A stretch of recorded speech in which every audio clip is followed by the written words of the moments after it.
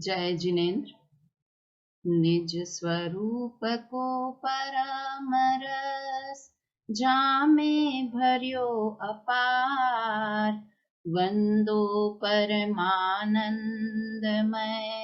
समय सार अविकार।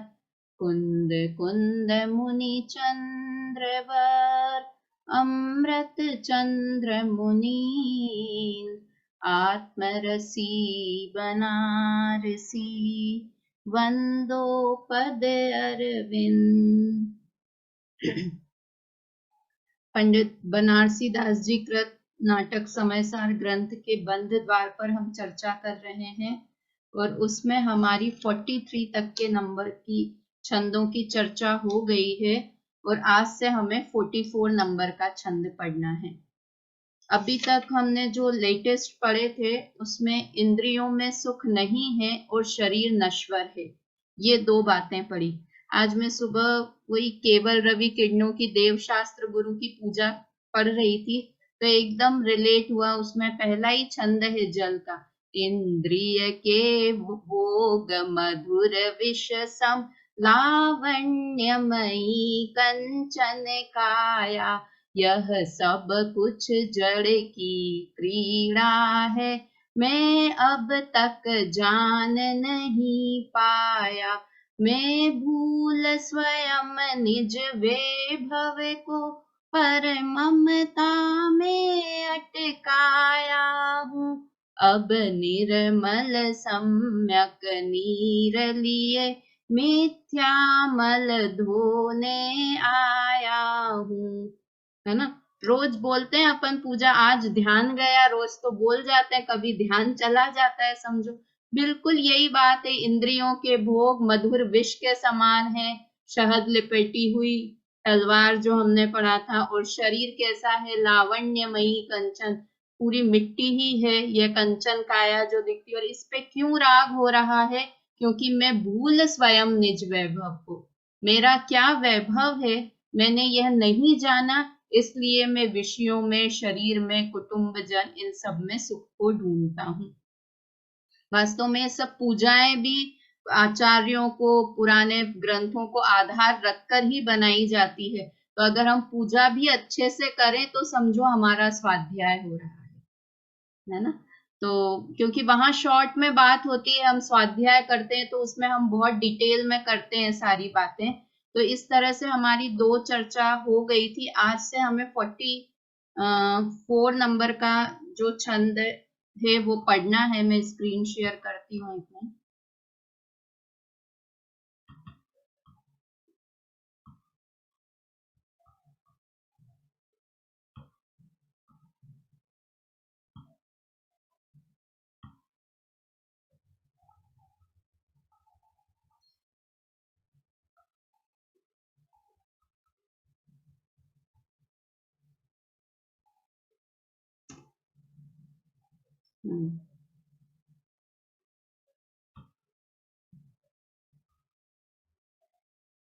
धन संपत्ति से मोह हटाने का उपदेश।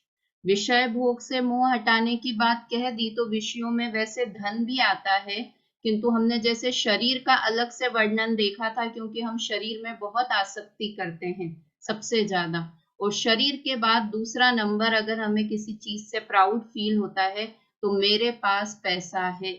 अगर मेरे पास पैसा है तो हमें लगता है कि सब हमारे साथ में, अपन करते हैं ना मृत्यु के लिए, बुढ़ापे के लिए दो चीज का इंतजाम करके रखो, एक तो शरीर ठीक होना चाहिए और साथ में बैंक में पैसा होना चाहिए।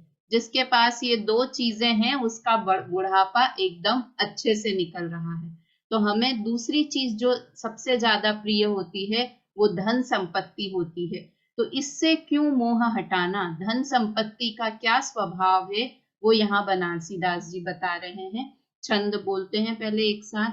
जासो तू कहत यह संपदा हमारी, सो तो साधनी अडारी जैसे, ऐसे जैसे नाक सिन की, ताही तू कहत याही पुण्य जोग पाई, सो तो नरक की साई है बढ़ाई 1.5 दिन की।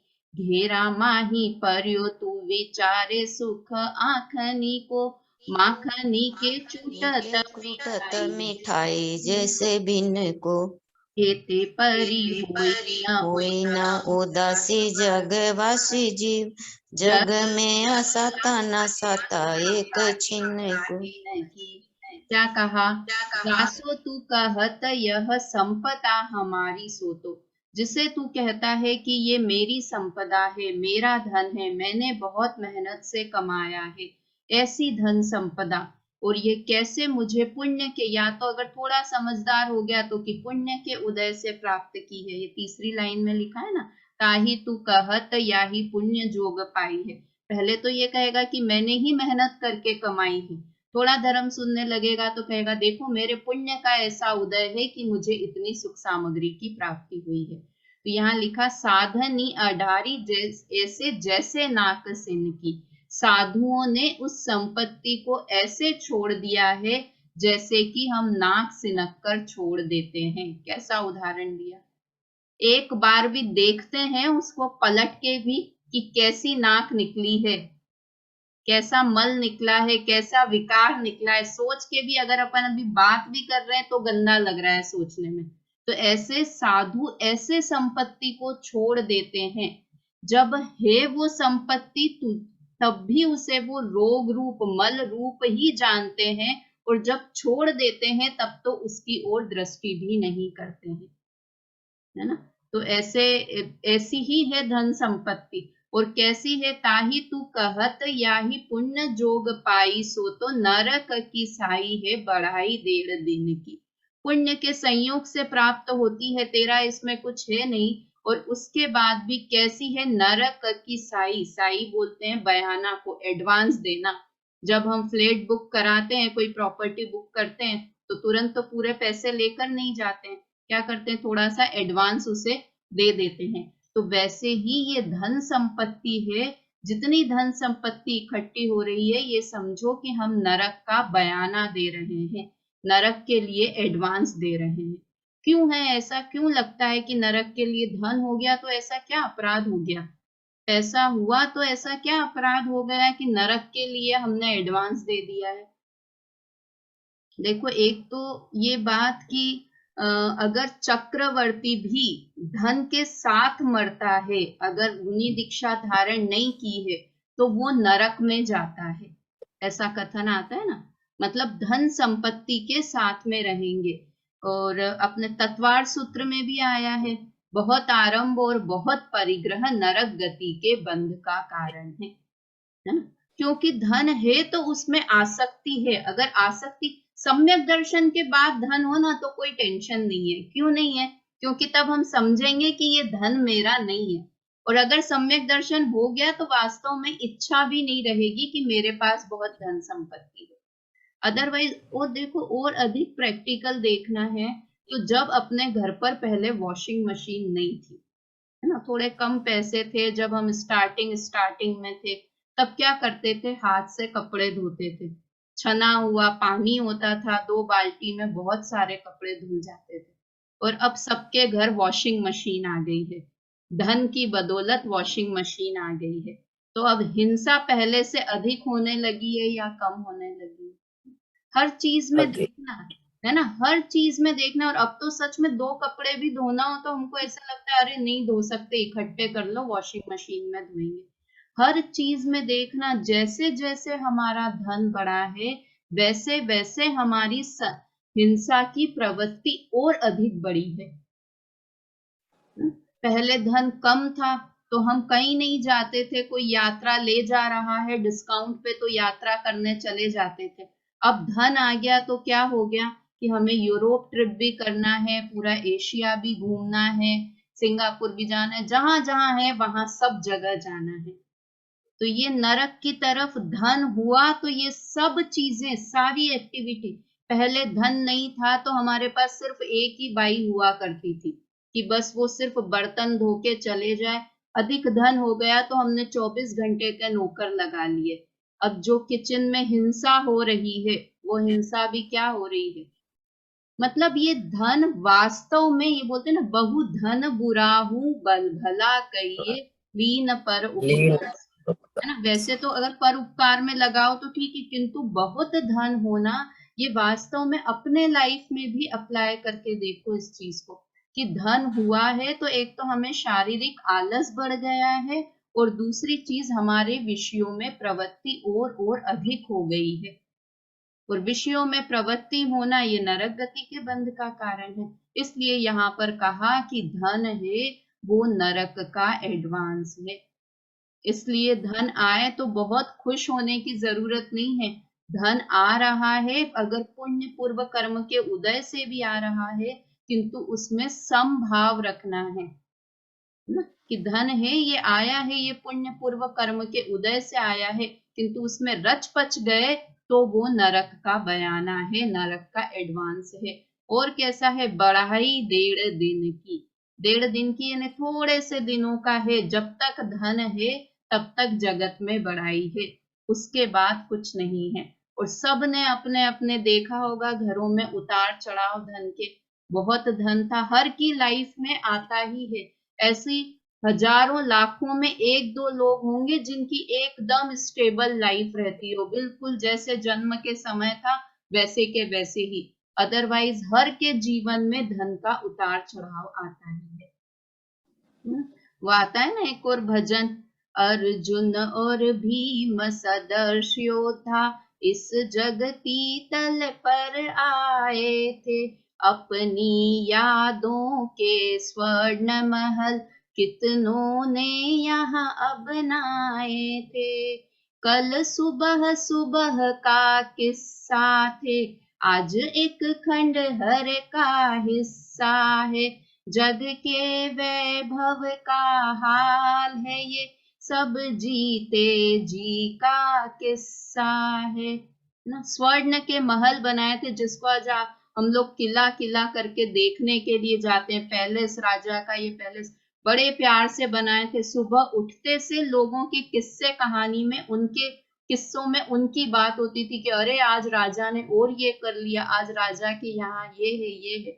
और मरने के बाद कोई खंडहर के हिस्से हो गए, ये तो उनके हुए, हमारे थोड़ी होंगे। अरे हमारे भी ऐसे होंगे, हमें भी कोई याद करने वाला नहीं है। अभी लग रहा है हमें कि हमारे पीछे लोग हैं, हमें याद करते हैं, ये करते हैं, हमारे पूछते हैं। 2-4 दिन हम खुद ही सोचे ना, हमसे जो हमारे फैमिली में किसी की डेथ हो गई, हम कितना याद कर लेते हैं उनको। 1 साल 2 साल 3 साल पहले रोज रोज करते थे, फिर महीनों में एक बार, अब तो साल में भी एक बार याद आ जाए तो बहुत है। तो ये सब जीते जी के किस्से हैं। इतना धन है, वैभव है, तो क्यों नहीं इससे अब ही विरक्त हम हो जाएं, ऐसी प्रेरणा यहाँ पर दे रहे हैं। घेरा माही पर्यु तू विचारे सुख आंखनी को, माखनी के चूटत मिठाई जैसे भिन्न की। मक्खी जैसे मिठाई के ऊपर मक्खियां भिन भिनाती है, वैसे ही तेरे पास धन है तो तेरे सारे रिश्तेदार, समाज वाले मक्खी की तरह उस पर भिन भिनाते हैं। तुझे लगता है तेरे पास आ रहे हैं, किंतु वास्तव में किसके पास जाते हैं, वो धन के ऊपर भिन भिनाते हैं। सुशीला आंटी, अपन अध्यक्ष बनाते हैं किसी को, है ना, तो मतलब अन्यथा मत लेना, किसको बनाएंगे कि भाई धन है उसको बनाएंगे अपन अध्यक्ष। फिर क्या हुआ कि एक बार हम हर बार बुलाते थे, हर 3 महीने में एक बार कि आपको झंडारोहण करता बनना है, ये करना है वो करना है। अब उसके बाद क्या हुआ, एक बार बनाया उसे अध्यक्ष, और उसने एक भी पैसा दान में नहीं दिया, है ना। तब क्या करेंगे, क्योंकि वो बेचारा बोलेगा तो नहीं कि मुझे नुकसान हो गया है बिजनेस में, मेरे पास धन नहीं है, ऐसा सबको तो नहीं बताएगा। हम क्या करेंगे, एक बार ट्रायल करेंगे, दूसरी बार ट्रायल करेंगे, और फिर तीसरी बार अध्यक्ष नहीं बनाएंगे। वो आएगा तो जनरल पब्लिक में नीचे ही बैठेगा, फिर वो अध्यक्ष की सीट पे नहीं बैठेगा। क्यों नहीं बैठेगा, क्योंकि वो पहले जो अध्यक्ष की सीट पर भी बैठ रहा है ना, वो आदमी नहीं बैठ रहा है, वो धन बैठ रहा है। हम धन के कारण उसे इज्जत दे रहे हैं, तो उसे या समझे हमें, हमें भी जो इज्जत मिल रही है वो सब धन के कारण। और जितने सगे संबंधी हैं वो सब धन है, तब तक हमें पूछते हैं, सगे संबंधी समझे, समाज में समझे। एक वो बहुत अच्छी कहानी आती है ना, एक सेठ जी थे, उनके पास बहुत धन था, है ना। सेठ जी तो बोलते हैं तो लगता है पुराने जमाने की बात करें, अभी का एक बहुत बड़ा इंडस्ट्रियलिस्ट था, बहुत धन था उसके पास। तो मंदिर में जाता दर्शन करने तो सब जय जिनेंद्र जय जिनेंद्र, और सब थोड़े थोड़े दिन में रिलेटिव्स भी फोन करके कैसे हो भैया, क्या हाल चाल है, ये वो, सब बहुत अच्छे से चल रहा था। बिजनेस में बहुत बड़ा लॉस हो गया इंडस्ट्रियलिस्ट को, है ना। बेचारे को खाने के भी मुश्किल हो गई, और सब में फेल भी गई कि इसे बहुत लॉस हो गया, इनकरप्ट हो गया, दिवाला निकल गया है इसका। और ठीक है, अब वो मंदिर दर्शन करने जाता तो हार्डली कोई उसे जय जिनेंद्र करता। जितने रिलेटिव्स के फोन आ रहे थे सबके फोन आने बंद से हो गए ऑलमोस्ट। कोई तो ये सोच के कि बेचारे के जले पे कौन नमक छिड़के, या जो भी समझ के लोगों ने उससे बातें करना, बहुत पहले बहुत बिजी रहता था, इधर का इनॉग्रेशन करना, इधर का मुहूर्त करना। अब बेचारा अकेला घर में बैठा रहे, कोई पूछने वाला नहीं है। पर हमेशा पाप पुण्य के उदय ऊपर नीचे होते रहते हैं, पाप का उदय आया था तब ऐसा हुआ, फिर पुण्य का उदय आ गया तो फिर धन दौलत आ गई उसके पास। तो अब फिर वापस फोन, अरे भाई साहब आप तो गजब करते हैं, कितनी आपने हिम्मत नहीं हारी और वापस पूरा एम्पायर खड़ा कर दिया, गजब हैं आप तो। ऐसे प्रशंसा करने वालों का तांता लग गया ना, मंदिर में सब मिलते जय जिनेंद्र करने लगे। तो अब उससे कोई भी जय जिनेंद्र करता तो वो कह देता कह दूंगा। फिर कोई दूसरा मिलता कि आप बहुत अच्छा काम करते हैं तो बोले कह दूंगा। कोई नमस्ते करता तो कहता कह दूंगा। तो सबको लगा कि इनका स्क्रू ढीला हो गया है, ये पागल वागल हो गए, हम इनसे जय जिनेंद्र करते हैं और ये कहते हैं कह दूंगा कह दूंगा। तो क्या हो गया, तो एक बार किसी ने हिम्मत करके पूछ ही लिया कि किसको कह दोगे आप, ये हम आपसे जय जिनेंद्र करते हैं तो आप किसको कह देते हैं कि कह दूंगा। तो उन्होंने क्या कहा कि वो मैं जो घर में तिजोरी में धन रखा हुआ है ना, उससे जाके कह दूंगा कि तुम्हें इसने जय जिनेंद्र कहा है ना? क्योंकि हम व्यक्ति की पूजा नहीं है, ये धन संपत्ति के पीछे जितने कुटुंबी जन या रिलेटिव्स हैं, जब तक आप अच्छा हो तब तक धन संपत्ति है, वेल टू डू हो तब तक आपके पीछे पीछे हैं। कितने सारे उदाहरण नहीं, अभी पिक्चरें मूवीज वूवीज आती हैं। वो थी ना एक बागवान मूवी आई थी अमिताभ बच्चन की, तो उसमें हाँ। क्या था, उसके पास धन संपत्ति खत्म हो गई, बेचारे ने बच्चे को ही दे दी, उसके तो पाप का भी नहीं था धन संपत्ति। और फिर क्या हालत हो गई कि वो पति पत्नी बेचारे अलग हो गए। तो धन संपत्ति थी तब तो पापा मम्मी चलता था, और बुढ़ापे में अब धन संपत्ति नहीं है उनके पास तो बेचारों को मुश्किल हो गई। वो चश्मे तक के लाले पड़ गए थे अमिताभ बच्चन को, याद है ना, सही। चश्मा बनाना था बेचारे को, तो चश्मा तक नहीं मेरी बन पाया। मेरी बहन के साथ तो एकदम अभी हुआ है। अच्छा, रियल सिस्टर। मेरी बहन, हाँ, मेरी राजा पार्क रहती थी ना, उसके साथ तो हमारे सबके पैसे उसके पास ही तो रह गए। अच्छा। दिवाला निकाल दिया, और पहले महाराज जो भी आते, महाराज या कुछ भी, हर जगह वो उद्घाटन करने वो ही जाती थी। सबसे बड़ा अच्छा। कलश उसने लिया, और अब ओहो। कोई पूछता भी नहीं है कि कहाँ रह रही है। कहाँ रह रही है, बोलिए। मतलब सच में ये सबकी दशा है ये। तो हम सोचते हैं हमारी इज्जत हो रही है, और वो धन भी कैसे आता है कि वो धन पुण्य कर्म का आपके कमाने से नहीं आ रहा है, आपके सब पूर्व पुण्य पाप का खेल है उसकी वजह से।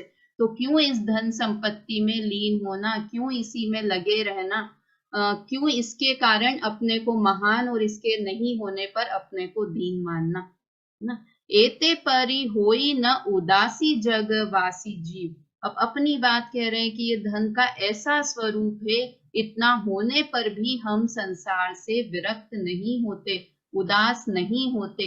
जग में असाता है न साता एक छिन्न की।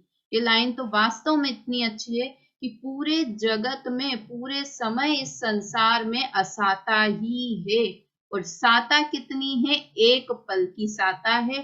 24 घंटे में से 1 घंटे साता के हैं, 23 घंटे असाता के हैं। मानते हैं, हमको लगता है कि हमारे 2-4 घंटे असाता के हैं, बाकी 22 घंटे साता के हैं, कि वास्तव में ऐसा नहीं है। देखो अभी भी मैं अगर पूछूं आपसे आरती जी क्या हाल चाल है, तो आप कहेंगे बहुत अच्छे हैं बहुत अच्छे हैं। कोई भी एकदम जनरल पूछता है तो अपन कहते हैं बहुत अच्छे हैं। तो आपसे कहूंगी कि अच्छा शरीर की क्या हालत है, एक एक की अलग अलग पूछती हूँ। शरीर कैसा है? नहीं बाकी सब तो ठीक है, बस सर में दर्द रहता है थोड़ा, है ना।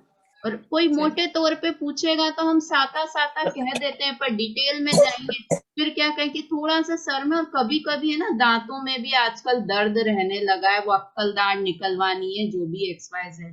अच्छा अच्छा। और बच्चों के नहीं, वैसे तो सब अच्छे हैं, बहुत एका है परिवार में तो, पर बच्चे अब साथ नहीं रहते, क्या करे, अलग रहना पड़ता है। मतलब हम अगर, एक उदाहरण है आपका है ना खाली, हाँ।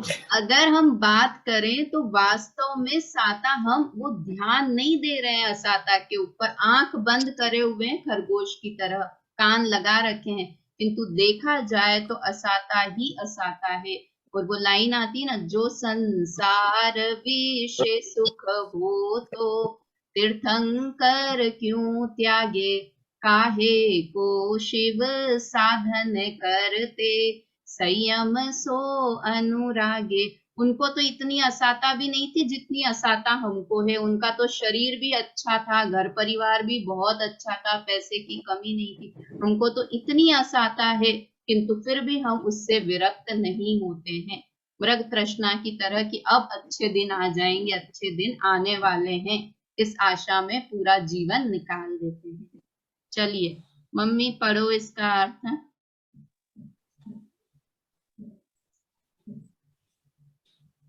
एक मिनट में इसका,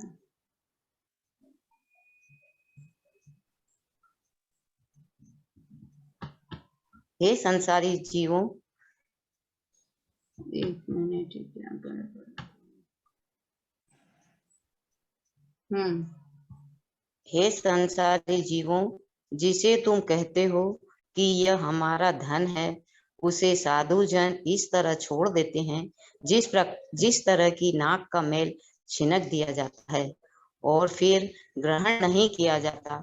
इस धन के लिए तुम कहते हो कि पुण्य के निमित्त से पाया है, तो 1.5 दिन का बड़प्पन है, पीछे नरकों में पटकने वाला है, अर्थात पाप रूप है। तुम्हें इससे आंखों का सुख दिखता है, इसके कारण तुम कुटुंबी जन आदि से ऐसे घिर रहे हो जैसे मिठाई के ऊपर मक्खियां भिनकती है। आश्चर्य है कि इस इतने पर भी स्क्रीन ऊपर करनी पड़ी, इतने पर भी ये स्क्रीन में दिक्कत ही है इसमें। संसारी जीव संसार से विरक्त नहीं होते। सच पूछो तो संसार में असाता ही असाता है, क्षण मात्र को भी साता नहीं है। है ना। तो ये वास्तव में प्रैक्टिकल अपने जीवन में अप्लाई करके देखें कि ऐसा है या नहीं, और ऐसा है तो फिर इनसे विरक्त होकर धर्म मार्ग पर लगे।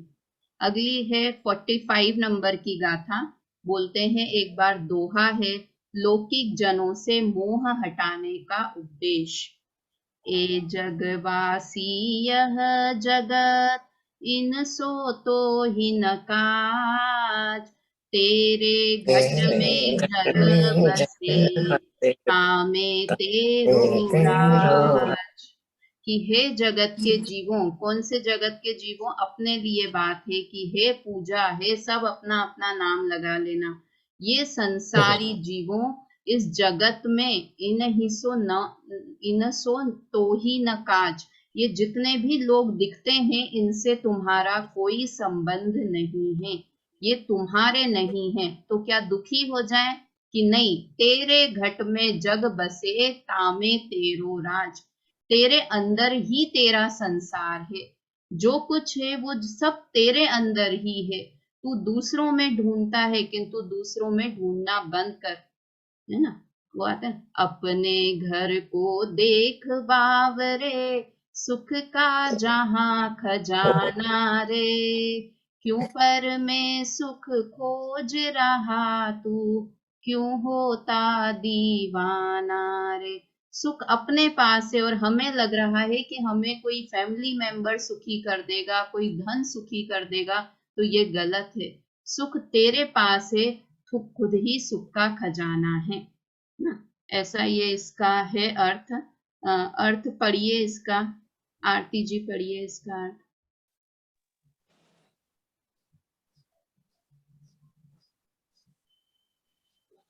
हे भव्य, ये संसारी जीव और इस संसार में तुम्हारा कोई संबंध नहीं है। तुम्हारे ज्ञान घट में समस्त संसार का समावेश है और उसमें तुम्हारा ही राज्य है। देखो ये एक लाइन आई ना इसमें, हाँ, इसका अर्थ ऐसा कि इन्होंने कि ये ज्ञान घट में समस्त संसार का समावेश है। इस लाइन का क्या अर्थ हुआ कि ज्ञान में संपूर्ण संसार कैसे आ गया?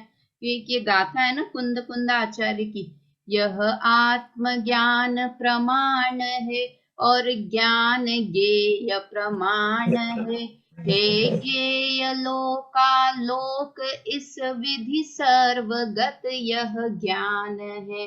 बहुत अच्छी गाथा लगी ये क्या है इसका अर्थ की यह आत्म ज्ञान प्रमाण है। आत्मा कितना बड़ा है कि जितना ज्ञान है उतना आत्मा है ना। गुण कहाँ रहते हैं? द्रव्य में गुण रहते हैं, तो ज्ञान गुण कितना बड़ा कि जितना आत्मा है उतना ही ज्ञान है। पूरे आत्मा में ज्ञान फैला हुआ है ना।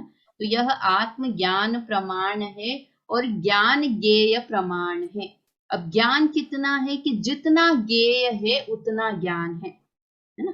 तो अब ज्ञेय कितने हैं कि हे ज्ञेय लोकालोक इस विधि। ज्ञेय कितने हैं कि लोक और अलोक, तीन लोक। वो बोलते ना सकल ज्ञेय ज्ञायक तत्पि। लोक कितनों को जानता है ज्ञान कि तीनों लोकों को जानता है। तो ज्ञेय कितने हो गए? तीन लोक जितने ज्ञेय हैं। अब ज्ञेय इतने हैं तो ज्ञान कितना हो गया? तीन लोक जितना ज्ञान हो गया। और जब ज्ञान तीन लोक जितना है तो आत्मा भी कितना हो गया? तीन लोक जितना हो गया। समझ में आया क्या लॉजिक दिया यहाँ पे? कुंद कुंद आचार्य देव की ही गाथा है कि ये ज्ञान पूरे लोकालोक में फैला हुआ है। तो मैं कितना बड़ा हूं, मेरा साम्राज्य कितना बड़ा है कि क्यों छोटी मोटी बातें सोचता है कि तू ये घर जितना ही है, ये जयपुर जितना ही है, ये घर परिवार जितना ही है। अरे तू लोकालोक को जानने वाला है, इतना बड़ा है, इतना बलशाली है, इतना समृद्धशाली है। समझ में आया कैसे आत्मा और लोकालोक का क्या संबंध कि आत्मा लोकालोक को जानता है और लोकालोक आत्मा ज्ञेय को जानता है। और ज्ञेय कितने हैं? लोकालोक जितने हैं। तो इसलिए लोकालोक को जानता है, इसलिए आत्मा की कितना विस्तार है आत्मा का कि इस लोकालोक जितना आत्मा का विस्तार है। अब हम क्या करते हैं कि लोकालोक जितना है तो हमारी दृष्टि ये जाती है कि क्या क्या मेरा है। यहाँ पर मेरा है के कारण लोकालोक जितना नहीं है, सबको जानने वाला है इसलिए लोकालोक जितना है। समझ में आया बेला भाभी क्या कह रहे हैं कि आत्मा लोकालोक जितना है, पूरा लोक मेरा है। मैंने ये कहा पूरा लोक मेरा है। तो हमको क्या लगेगा कि मेरा है, यानी ये मोबाइल मेरा है तो मेरे पास रहना चाहिए तो मेरा हुआ, किंतु मैं इसको जान रहा हूं इसलिए ये मेरा है ना। जानने रूप से मेरा है ये। तो ऐसे में तीनों लोकालोक को जानता हूं ना, जो मैं कर सकता हूं, जो मैं जान सकता हूं, जो मेरी सबसे बड़ी प्रॉपर्टी है। तो मैं कितना बड़ा हूं, कितना महान हूं कि मैं लोकालोक जितना महान हूं उतना बड़ा हूं। अब क्या छोटे मोटे घर परिवार के बारे में सोचे हम हैं राजा किंतु अपने आप को मान रखा है कि मैं दीनहीन भिखारी हूं, कुछ भी नहीं है मेरे पास। तो ज्ञान है ना, ज्ञान का साम्राज्य है, उसमें खुश रहे, किंतु नहीं हमको तो कुछ एक्स्ट्रा चाहिए। तो ये यहाँ पर लिखा तुम्हारे ज्ञान में समस्त संसार का समावेश है और इसलिए और उसमें ही तुम्हारा राज्य है। देखिए ये एक और गाथ छंद पढ़ लेते हैं 46 नंबर का। शरीर में त्रिलोक के विलास गर्भित हैं। यहाँ पर भी देखो बहुत अच्छी चर्चा करी हुई है, बहुत डिफरेंट तरीके से बात की है बनारसी दास जी ने। एकदम नया विषय है ये। शरीर में त्रिलोक के विलास गर्भित हैं, बोलते हैं एक बार। याहि नर पिंड में विराजित त्रिभुवन त्रिभुवन याहि में त्रिविधि परिणाम परिणाम रूप सृष्टि है, याही में करम कर्म की उपाधि उपाधि दुख प्रदावानन बाहन, याहि में याही में समाधि सुख समाधि सुख वारिधि की वारित को वृष्टि दृष्टि है, याही में करतार कर तूत ही में विभूति, या में भोग याही भोग याहि में याही में वियोग या वियोग, में यामी दृष्टि है, याही याहि में में विलास विलास सब सब गर्भित गर्भित गुण रूप, गुपत ताहि को रूप ताहि को प्रगट जाके अंतर अंतर सुदृष्टि है। सुदृष्टि है। क्या लिखा? याहि नर पिंड में विराजे त्रिभुवन तिथि। इस शरीर रूपी पिंड में तीनों लोक हैं, तीनों लोकों की स्थिति है। ये यहाँ नीचे फुटनोट में लिखा है कि ये नाभि के नीचे का हिस्से को अधोलोक कहते हैं, मध्य के हिस्से को मध्य लोक और नाभि से ऊपर के हिस्से को अधोलोक ऊर्ध्वलोक कहते हैं। तो इस तरह से वो आता भी ना, पुरुषा अकार थाड़ो निहार कटिहात धारी द्वे पग पसा, कि तीन लोक की रचना पढ़े तो कैसा है, शरीर के आकार का है। तो यहाँ पर एक उपमा टाइप की दी कि ये तीन लोक तेरे ही अंदर बस रहे हैं। याही में त्रिविध परिणाम रूप सृष्टि है, कि ये पूरी सृष्टि तीन परिणाम दो तरीके से लिए यहाँ पर। कोई ग्रंथकार ने जो यहाँ अर्थ किया है उसमें तो ये लिखा है तीन परिणाम यानी उत्पाद व्यय द्रव्य, ये तीन परिणाम मेरे ही अंदर है। उत्पाद भी है मेरे अंदर, पर्याय का उत्पाद और व्यय पर्याय में हो रहा है, और द्रव्य मेरा द्रव्य स्वभाव है। ऐसे तीन परिणाम रूप सृष्टि भी मेरे अंदर है, और तीन तरह के भाव शुभ अशुभ और शुद्ध भाव वो भी मेरे अंदर होते हैं। इस तरह से तीन प्रकार की सृष्टि मेरे ही अंदर है।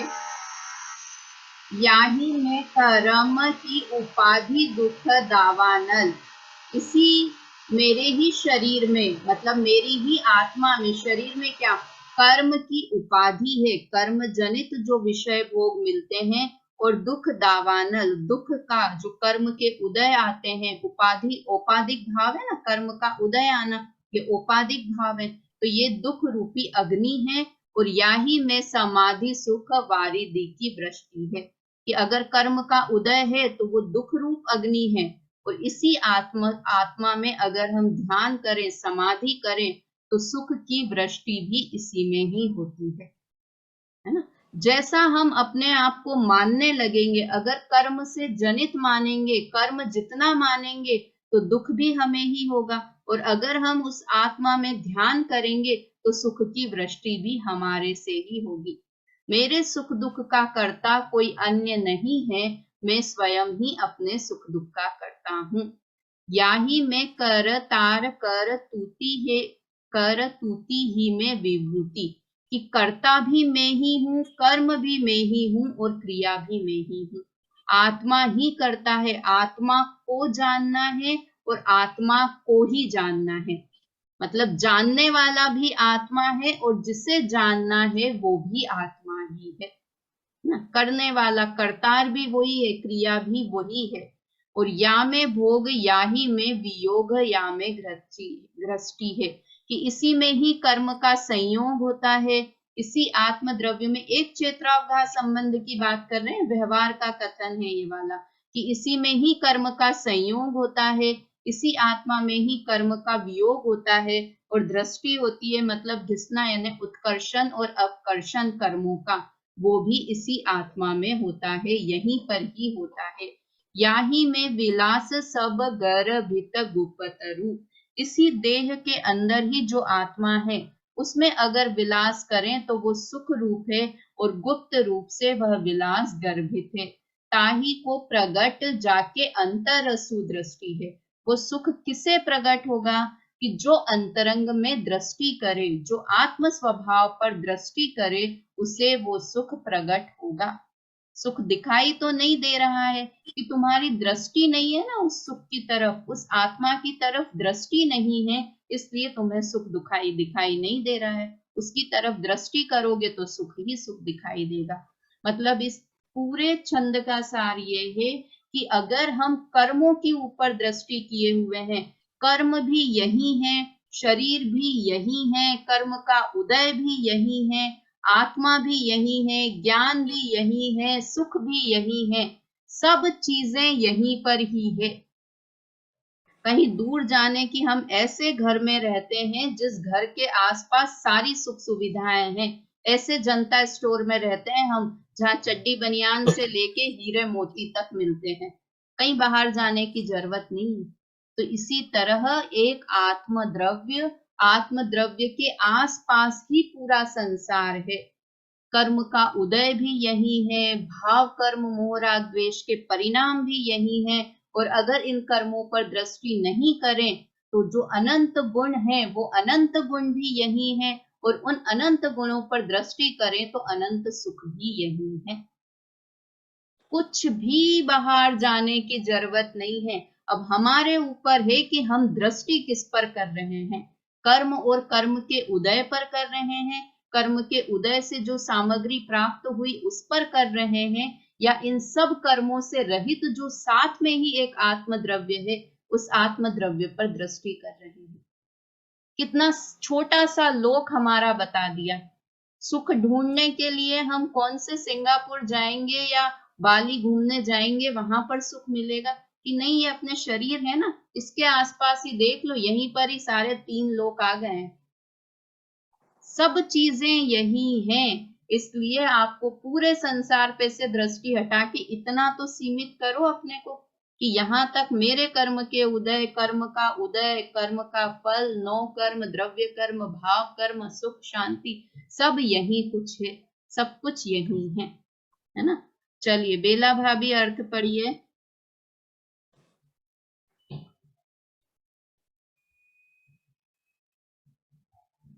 कहाँ गायब हो गई क्या बेला भाभी? बेला भाभी चलेंगी। सुनीता आंटी पढ़िए। इसी मनुष्य शरीर में 3 लोक मौजूद है, इसी में तीनों प्रकार के परिणाम है, इसी में कर्म उपाधि जनित दुख रूप अग्नि है, इसी में आत्मज्ञान रूप उसकी मेघ वृष्टि है, इसमें कर्म का कर्ता आत्मा है, इसी में उसकी क्रिया है, इसी में ज्ञान संपदा है, इसी में कर्म का भोग व वियोग है, इसी में भले बुरे गुणों का संघर्षण है, इसी ध्येय में सब विलास गुप्त रूप गर्भित है, परंतु जिसके अंतरंग में सम्यक ज्ञान है उसे ही सब है। हाँ, मतलब हमारी दृष्टि किसके ऊपर है? अगर हमें सम्यक ज्ञान है, अगर हमारी आत्मा पर दृष्टि है तो सारे विलास सुख वैभव यहीं पर ही है। इस तरह से ये 46 नंबर तक की बात की, समय भी हो गया है। अब इसमें टोटल मतलब 15 छंद बचे हैं, 58 छंद हैं इसमें, और हमारी 46 तक के छंदों पर बात हो गई है। तो अब 10-12 छंद हैं और 5 दिन और हमारी क्लास लगनी है, फिर दिवाली का थोड़ा ब्रेक लेंगे हम लोग, 8-10 दिन का सब लोग बिजी रहेंगे, तो हम लगभग 2-3 छंद रोज करेंगे, तो ये बंध द्वार हमारा कंप्लीट हो जाएगा। तो फिर दिवाली के बाद से मोक्ष द्वार पर चर्चा करेंगे, और ये थोड़े सरल छंद भी हैं इसलिए इसमें बहुत समय नहीं लगा रहे हैं। अब ये कल के 2-3 हैं, फिर उसके बाद मन के ऊपर है 3-4 की मन कैसा बंदर के जैसा चंचल है, इस तरह के थोड़े छंद हैं, तो उन पर चर्चा हम आगे करेंगे। अभी समय हो गया है। जिनवाणी स्तुति भाव मरण से त्रस्त प्रतीक्षण, मेरे घट में अमृत घोलो, मैं विवेक बिन अंध शारदे, नय अंजन से लोचन खोलो। जय जिनेन्द्र। जय जिनेन्द्र। ये वाला डाल देना आप, ये वाला ना डाल देना जिनवानी स्तुति। हाँ, ये मैं लिख के भेज देती हूँ, ग्रुप पे भेज देती हूँ। ठीक है, जय जिनेन्द्र।